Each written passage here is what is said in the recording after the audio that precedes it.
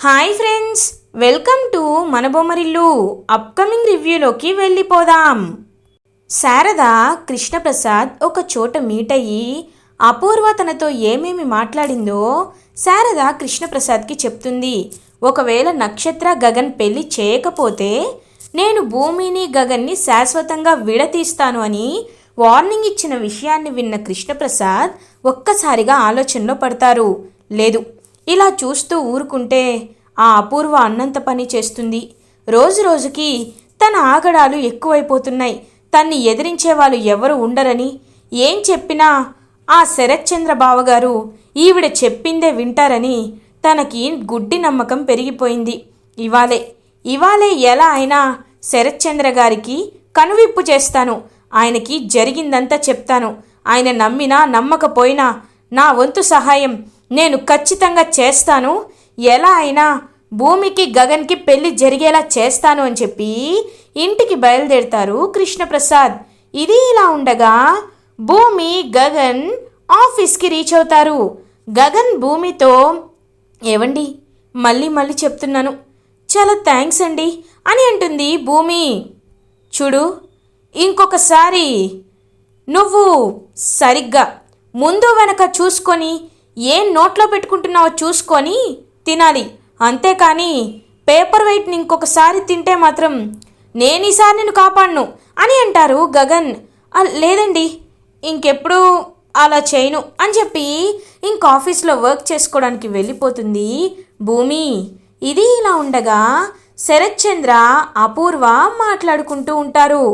బావా, ఆ భూమి ఫోన్ లిఫ్ట్ చేయటం లేదంటేనే నీకు అర్థమవ్వాలి బావా. ఖచ్చితంగా ఆ భూమి నిన్ను మోసం చేస్తుంది, ఆస్తిని కొట్టేయడానికి ఇదంతా చేస్తుంది బావా అని ఇంకా చెప్పబోతుంటే, ఆపండి అపూర్వ గారు అని కృష్ణప్రసాద్ అంటారు. ఒక్కసారిగా శరత్చంద్ర షాక్ అయిపోతారు. ఏంటి కృష్ణప్రసాద్, నోరు గట్టిగా లేస్తుందేంటి అపూర్వపై అని అడుగుతారు శరత్చంద్ర. చూడండి బావగారు, మిమ్మల్ని ఎదిరించి మాట్లాడుతున్నాను అనుకుంటారో లేకపోతే ఏమనుకుంటారో నాకు అవసరం లేదండి. కానీ ఈరోజు మీకు నిజాలు నేను చెప్పాలనుకుంటున్నాను కృష్ణప్రసాద్ గారు అని అంటాడు. సారీ కృష్ణప్రసాద్. ఇంకా శరత్చంద్ర ఒక్కసారిగా షాక్ అయిపోతాడు. ఏంటి నువ్వు చెప్పాలనుకుంటున్నది అని అంటారు. మీరు అపూర్వ గారిని చాలా గుడ్డిగా నమ్ముతున్నారు. ఆవిడ ఏం చెప్తే అదే మీరు వేదం అనుకుంటున్నారు. ఇప్పుడు భూమి గురించి ఆవిడ లేనిపోనివి చెప్తే మీరది నిజమని నమ్మేస్తున్నారు. చూడండి, భూమి గురించి పక్కన పెట్టండి. శోభాచంద్ర చెల్లెలకి ఒక కూతురు ఉంది అని తెలుసు. ఆ కూతురు బ్రతికే ఉందని కూడా తెలుసు. ఆ కూతురు ఎలాంటి దుష్ట నీడ పడకుండా పెరిగిందని కూడా మీకు తెలుసు. అవన్నీ తెలిసి కూడా మీరు మీ కూతురికి దగ్గరగా ఎందుకు చేరలేకపోతున్నారో తెలుసా? అదంతటికీ కారణం ఇదిగో ఈ అపూర్వే. మీకు మీ కన్న కూతురు అసలైన వారసురాలికి మధ్యలో గోడగా నించుని ఉంది. ఈ అపూర్వ చేతిలో మీరు కీలుబొమ్మ అయిపోయారు. తను ఏం చెప్తే మీరు అదే వింటున్నారు, అదే చేస్తున్నారు. ఎదుటి వాళ్ళ మనసుని కూడా అర్థం చేసుకోకుండా ఇప్పుడు భూమి ఏం చెప్పినా మీరు తన్ని బయటికి గెంటి వేయడానికి సిద్ధమైపోయారు. మీరు ఒక్క నిమిషం కూడా మనసుతో ఆలోచించకుండా ఎందుకు ఇలా చేస్తున్నారు అని అడుగుతాడు కృష్ణప్రసాద్. మాటలు హద్దు మీరుతున్నాయి. ఇంకొక్క మాట మాట్లాడావో అని అంటారు. మాట్లాడతాను. మీరు అనుకున్నంత ఈ అపూర్వ ఏమీ మంచిది కాదండి అని అనేలోపు ఇంకా కృష్ణప్రసాద్ చెంపపై ఒక్కటి కొడతాడనమాట శరత్చంద్ర. ఒక్కసారిగా కృష్ణప్రసాద్ అయితే అలా ఇంకా షాక్ అయిపోతాడు. ఎంత ధైర్యం రా నీకు? నా భార్య మంచిది కాదని తనపై నిందలు వేస్తావా? నా శోభ నన్ను ఎంతలా ప్రేమించిందో అంతకు మించిన ప్రేమని నాకు నా అపూర్వ ఇచ్చింది. బావా అంటూ ఎప్పుడూ నా వెన్నంటే ఉంటూ నాకు సపోర్ట్ చేస్తూ అన్ని విధాలా నన్ను ఆదుకుంది అపూర్వ. అలాంటి అపూర్వ గురించి ఇంకొక్క మాట నువ్వు తప్పుగా మాట్లాడినా నిన్ను చంపేస్తాను అని చెప్పి ఇంకా కొంచెం కూడా ఆలోచన లేకుండా అలా ఇంకా గట్టిగా కొడతారనమాట కృష్ణప్రసాద్ని శరత్చంద్ర. అర్థమైంది, అర్థమైంది బావగారు. మీరు ఎన్ని చెప్పినా ఈవిడ మాయలో పడిపోయారని నాకు బాగా అర్థమైంది అని ఇంకా చూస్తూ ఉంటాడనమాట కృష్ణప్రసాద్. చూడు, నువ్విక్కడ ఉండడం నాకు ఇష్టం లేదు, వెళ్ళిపో వెళ్ళిపో అని గట్టిగా ఇంకా చెప్తారనమాట. అలా వెంటనే తనైతే ఒక్కసారిగా పాపం ఇంకా వెనక్కి తిరిగి చూస్తూ ఉంటారనమాట కృష్ణప్రసాద్. అన్నయ్య, ఆయనేదో తెలియక మాట్లాడేశారన్నయ్య. అన్నయ్య, నా ఒక్క మోహన్ చూసి అని అంటుంది మీరా. చూడు మీరా, నువ్వు వీడు ఇలా మాట్లాడక ముందు ఇదంతా చెప్పాల్సింది, ఇప్పుడెందుకు చెప్తున్నావు? లేదు, నేను వీళ్ళని ఇంకా ఇంట్లో ఉండనిచ్చేలా లేదు. ఎందుకంటే పాముని ఇంట్లో తెచ్చి పెంచుకుంటే ఎప్పటికైనా అది కాటేస్తుంది. ఈ విషయంలో నాకు అలాగే జరిగింది. చిన్నప్పటి నుండి ఇంకా నేను ఫ్యాక్టరీని చూసుకుంటున్నప్పటి నుండి ఇదిగో వీడు ఎప్పుడు నన్ను మోసం చేస్తూనే ఉన్నాడు. పెళ్లి కాలేదని అబద్ధం చెప్పాడు, నిన్ను పెళ్లి చేసుకొని మోసం చేశాడు, ఇప్పుడు శుభం తెలియని అపూర్వని మోసం చేస్తున్నాడు. కాబట్టి మీరు బయటికి వెళ్ళిపోవాలి. అప్పుడే ఇలాంటి వాళ్ళకి బాధ్యత అంటే ఏంటో తెలిసి వస్తుంది. పొండి బయటికి అని గట్టిగా అరుస్తారు శరత్చంద్ర. ఇంకా అపూర్వ అదంతా చూస్తూ నేను ఒకటనుకుంటే ఇంకొకటి జరిగింది. నిజంగా సూపర్. నేను భూమిని ఒక్కదాన్నే గెంటేయాలనుకున్నాను, కానీ బోనస్గా కృష్ణప్రసాద్ కూడా బయటికి వెళ్ళిపోతున్నాడు.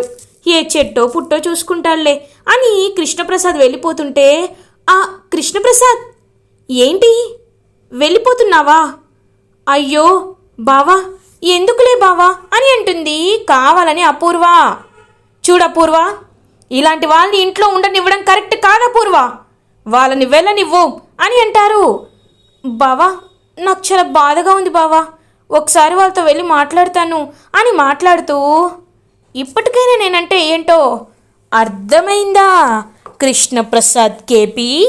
బావ చుట్టూ నేను బలమైన కంచుకోటను నిర్మించాను. ఆ కోట దాటి నీలాంటి మామూలు కూలి ఎలా వస్తాడని అనుకున్నావు? వెళ్ళు, ఇంత పెద్ద ఫ్యామిలీని వేసుకొని ఏ చెట్టు కిందో పుట్టు కిందో గుడిలోనో సత్రంలోనో వెళ్ళి కూర్చొని పనేమి లేకపోతే అడుక్కు తిను. అంతేకాని ఇంకొకసారి నా గురించి నిజం బయటికి వచ్చిందో నీ ఫ్యామిలీ మొత్తాన్ని లేపేస్తా అని చెప్పి ఇంకలా ఇంటి నుండి బయటికి గెంటేస్తుంది అపూర్వ. ఫ్యామిలీ మొత్తంతో రోడ్డుపై నడుచుకుంటూ వెళ్తూ ఉంటారు కృష్ణప్రసాద్. ఇది ఇలా ఉండగా భూమికి శరత్చంద్ర కాల్ చేసి, అమ్మ భూమి, నీతో నేను అర్జెంటుగా మాట్లాడాలి, త్వరగా ఇంటికి రా అని అంటారు. అలాగే నాన్న అని కంగారు పడుతూ ఉంటుంది భూమి. ఏంటి నాన్న ఈ టైంలో కాల్ చేసి ఇంటికి రమ్మంటున్నారు? నాకేదో తేడాగా అనిపిస్తుందే, ఏమై ఉంటుంది అని ఆలోచిస్తూ ఉంటుంది భూమి. భూమి గగన్ దగ్గరికి వెళ్ళి, ఏవండి నేను ఇంటికి వెళ్ళాలి అని అంటుంది.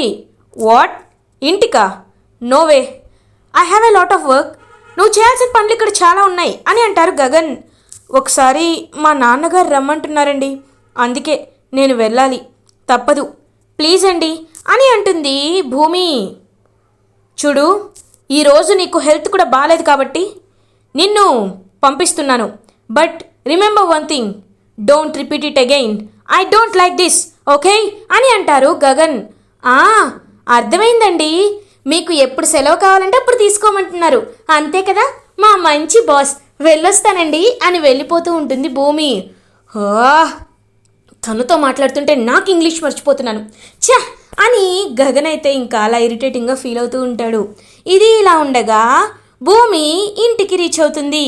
శరత్చంద్ర కోపంగా భూమి వైపు చూస్తూ ఉంటారు. భూమి, నీతో నేను మాట్లాడాలి.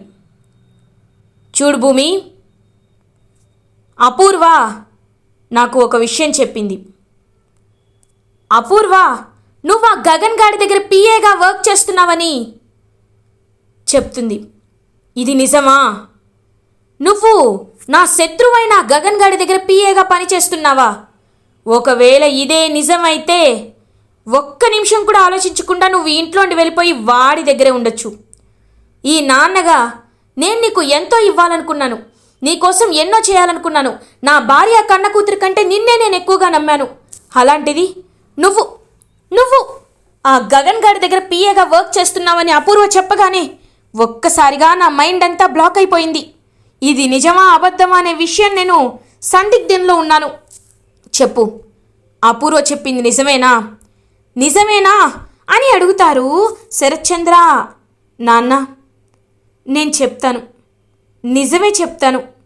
నా నాన్న అడిగిన తర్వాత నేను అబద్ధం ఎందుకు చెప్తాను?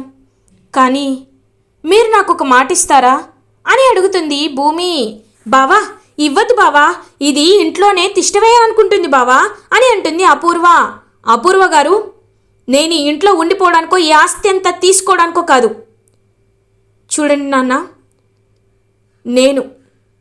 నేను ఇప్పుడు చెప్పబోయే విషయాన్ని ఒకసారి మీరే మనసు పెట్టి ఆలోచించి ఎవ్వరి నిర్ణయాలు వినను పట్టించుకోను అని మీరు నాకు మాటిస్తేనే నేను మీకు నిజం చెప్తాను అని అంటుంది భూమి.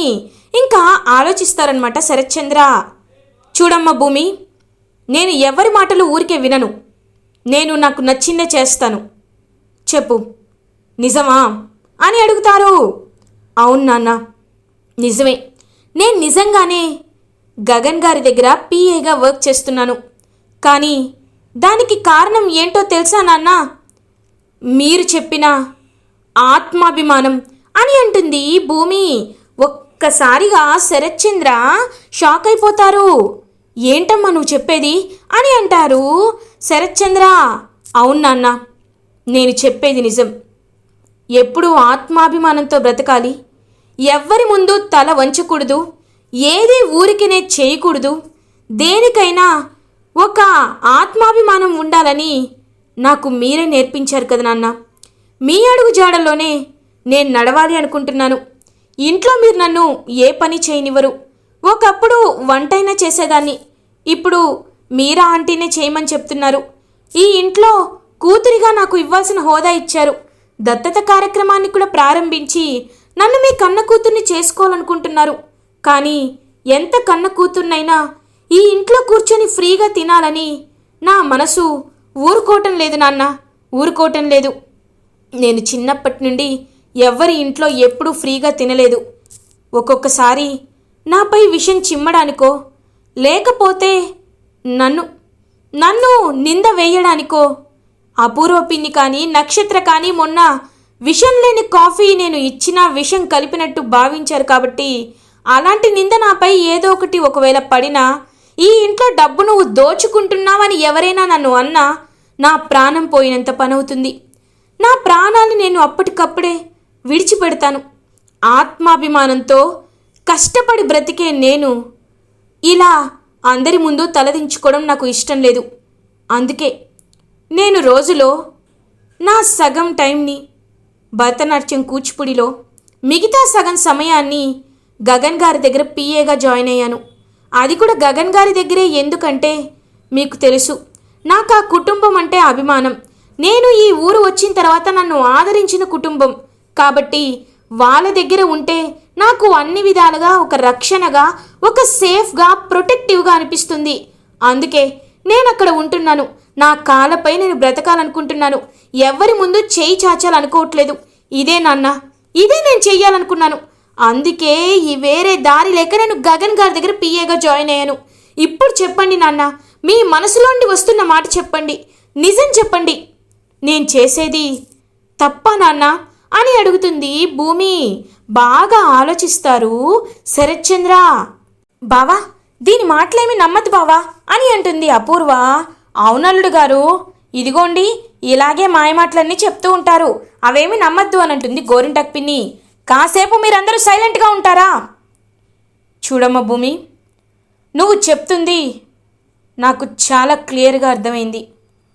ఆత్మాభిమానంతో ఎవరి ముందు చేయి చాచకుండా నువ్వు డబ్బులు సంపాదించాలని అనుకుంటున్నావు. నీ ఖర్చులు నువ్వే చూసుకోవాలనుకుంటున్నావు. ఈ విషయంలో నేను నిన్ను అభినందిస్తున్నాను. నీకు గగన్ ఫ్యామిలీ ముందు నుంచి తెలుసు కాబట్టి ఆ గగన్ గాడి దగ్గర జాయిన్ అయితే నీకు సేఫ్గా ఉంటుందని నువ్వు జాయిన్ అయ్యావు. కానీ ఈ విషయం నాకు నచ్చలేదమ్మా.